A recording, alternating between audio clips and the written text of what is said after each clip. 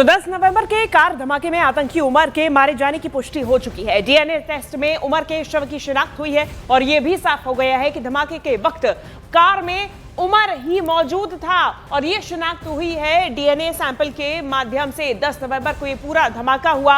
इसके कई CCTV footages भी सामने आए जिसमें आतंकी उमर लगातार उस कार को यहां से वहां एक से दूसरे स्पॉट पर ले जाता हुआ नजर आया था और इसके बाद अब इसके मारे जाने की भी पुष्टि हो चुकी है।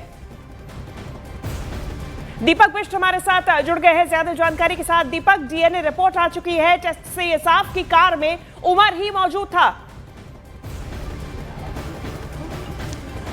देखिए, बिल्कुल जिस तरह से डीएनए रिपोर्ट को लेकर लगातार संशय था और जिस कार में धमाका हुआ था उस कार में उमर के कई सारे फुटेज आसपास के सीसीटीवी कैमराओं के अंदर कैद हुए थे और इसीलिए उसको तस्दीक करनी थी, उसकी इन्फॉर्मेशन क्लियर करनी थी, जिसके लिए जेएनके से, उसके घर से, उसके परिजनों से ये डीएनए सैंपल लिया गया था एक दिन पहले और उसके बाद डीएनए सैंपल लेकर टीमें यहाँ पहुँची थी। जिसके बाद दिल्ली में उस पार्ट के, क्योंकि जिस वक्त गाड़ी जब उमर चला रहा था तो उसका पैर का हिस्सा गाड़ी जो एक्सीलेटर के पास था उस पार्ट से इसको मिलान किया गया था। ये यहाँ पर चीज़ें सामने आ रही हैं और सूत्र बता रहे हैं कि इसमें उसका डीएनए मैच हो गया, जिसके बाद ये क्लियर हो गया कि ये उमर ही था जो डॉक्टर उमर जिसकी दावे किए जा रहे थे, जिसकी बात की जा रही थी कि जैश के साथ उस मॉड्यूल में वो भी शामिल था। और इसीलिए अब ये पूरी तरह क्लियर हो चुका था कि वो धमाके करने के इरादे से ही यहाँ दिल्ली में और उसके आसपास के हिस्सों में गाड़ी लेकर चल रहा था।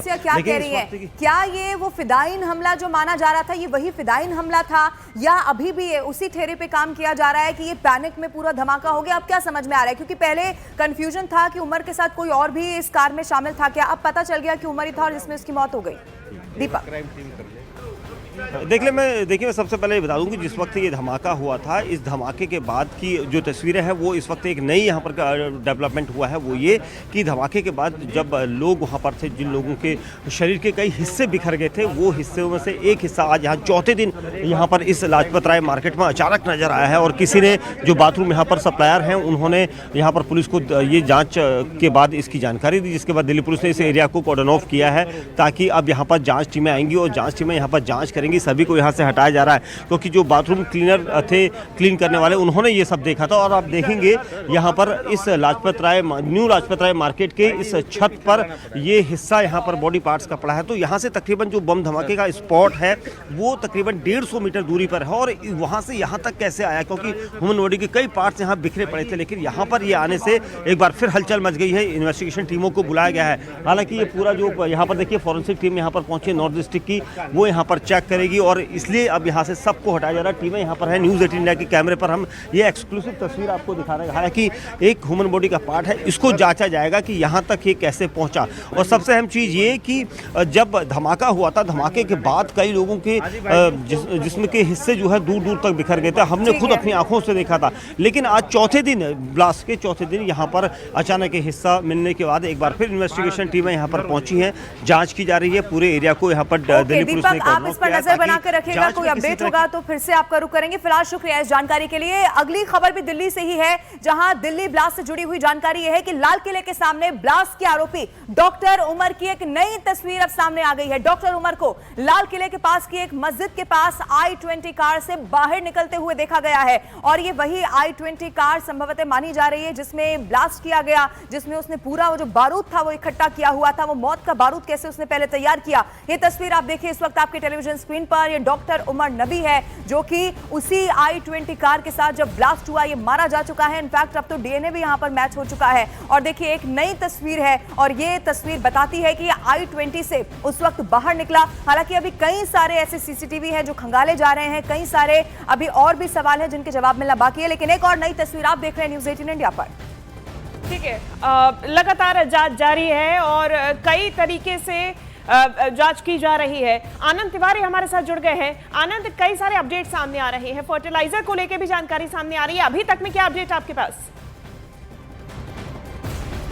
देखिए, इस पूरे मामले में सबसे बड़ा डेवलपमेंट ये हुआ है कि जो डॉक्टर मुजम्मिल है, जिससे कि सेंट्रल एजेंसियां जम्मू कश्मीर में पूछताछ कर रही हैं, उसने पूछताछ में बड़ा खुलासा किया है। उसने कबूल किया है कि अमोनियम नाइट्रेट बरामद किया गया था फरीदाबाद से, दो अलग अलग प्रीमाइसेस से, दो अलग अलग ठिकानों से। दरअसल उसको बनाने के लिए जो फर्टिलाइजर था उसको मेवात के नूह से खरीदा गया था। बाकायदा जो डॉक्टर मुजम्मिल और जो दूसरे आरोपी थे इस पूरे मामले में, जैश के जो संदिग्ध आतंकी थे, वो मेवात के नूह गए और वहां से उन्होंने फर्टिलाइजर खरीदा और उसके बाद इसे अलग अलग रसायन के तौर पर जो है मिक्स करके इसको अमोनियम नाइट्रेट की शक्ल दी। कल दिल्ली पुलिस, स्पेशल सेल और सेंट्रल एजेंसियों ने मेवात के नूह की फर्टिलाइजर की कई शॉप्स की वीडियोग्राफी की और इस वीडियोग्राफी को जम्मू कश्मीर पुलिस और सुरक्षा एजेंसियों को भेजा गया ताकि इन वीडियो को दिखाकर मुजम्मिल से ये तस्दीक कराई जा सके कि किन किन दुकानों से फर्टिलाइजर खरीदा गया है और वहां के सीसीटीवी फुटेज हासिल किए जा सके, कितने रुपए दिए गए थे फर्टिलाइजर खरीदने के लिए, क्योंकि मार्केट में फर्टिलाइजर बहुत आसानी से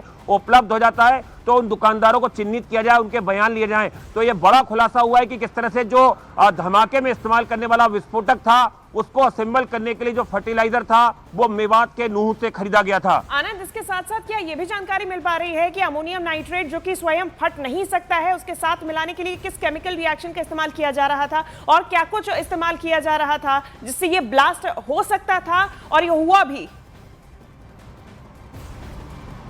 देखिए, बिल्कुल अमोनियम नाइट्रेट को असेंबल करने के लिए इसमें बहुत सारे रसायन मिलाना पड़ते हैं और जैसा कि जो दिल्ली पुलिस के सूत्र बता रहे हैं, फोरेंसिक के सूत्र बता रहे हैं कि एक मिलिट्री हाई एक्सप्लोजिव ये ब्लास्ट था, एक भारी तीव्रता वाला ये ब्लास्ट था। तो इसमें बहुत कुछ और रसायन जो है वो मिलाए गए होंगे।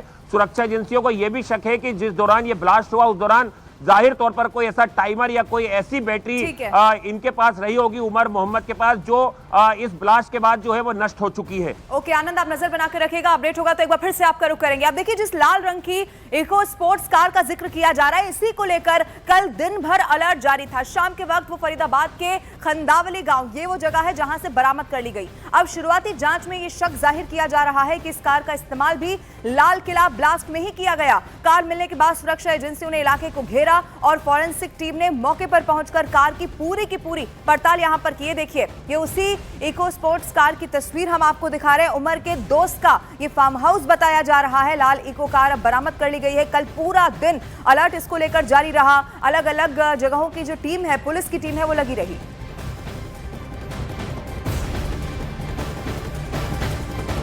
तो एक कार i20 जिसमें धमाका हुआ और दूसरी ये लाल रंग की इको स्पोर्ट्स कार, ये दोनों ही इनका सीधा कनेक्शन फरीदाबाद के टेरा मॉड्यूल से है। और जितनी उलझी हुई कहानी पहली वाली कार की है, उतनी ही बड़ी पहेली ये लाल रंग की कार की भी है।